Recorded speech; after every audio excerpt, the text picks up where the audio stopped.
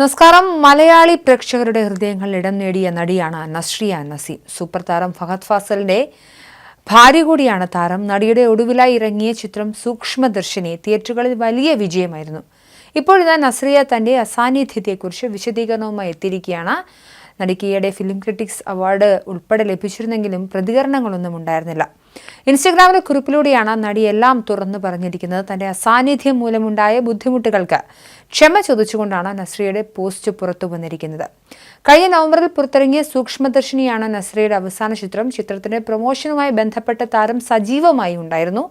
4.5 മാസം മുൻപാണ് താരം ഏറ്റവും അവസാനമായി ഇൻസ്റ്റഗ്രാമിൽ പോസ്റ്റ് പങ്കുവച്ചത്. പോസ്റ്റ് ഇങ്ങനെയാണ്: കഴിഞ്ഞ കുറച്ചു മാസങ്ങളായി ഞാൻ വൈകാരികവും വ്യക്തിപരവുമായ വെല്ലുവിളികളോട് മല്ലിടുകയാണ്.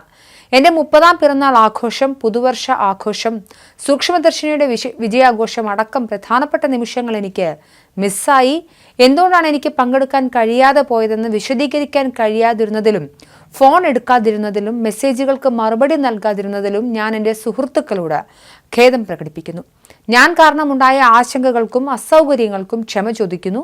ജോലിക്കായി എന്നെ സമീപിക്കാൻ ശ്രമിച്ച എല്ലാ സഹപ്രവർത്തകരോടും ഞാൻ ഖേദം പ്രകടിപ്പിക്കുകയാണ്. എൻ്റെ അസാന്നിധ്യം കൊണ്ടുണ്ടായ തടസ്സങ്ങൾ ഞാൻ ക്ഷമ ചോദിക്കുന്നു. ഇന്നലെ എനിക്ക് മികച്ച നടിക്കുള്ള കേരള ഫിലിം ക്രിറ്റിക്സ് അവാർഡ് ലഭിച്ചതിൽ എനിക്ക് സന്തോഷമുണ്ട്. അംഗീകാരത്തിന് നന്ദി. മറ്റ് ജേതാക്കൾക്കും നാമനിർദ്ദേശം ചെയ്യപ്പെട്ടവർക്കും അഭിനന്ദനങ്ങൾ. ഇതൊരു ദുഷ്കരമായ യാത്രയാണ്. ഞാൻ സുഖം പ്രാപിച്ചു വരുന്നതായും ഓരോ ദിവസവും മെച്ചപ്പെട്ടു വരുന്നതായും നിങ്ങളെ അറിയിക്കണമെന്ന് ഞാൻ ആഗ്രഹിക്കുന്നു. ഈ സമയത്ത് എന്നെ മനസ്സിലാക്കുന്നതിനും പിന്തുണയ്ക്കുന്നതിനും നന്ദി.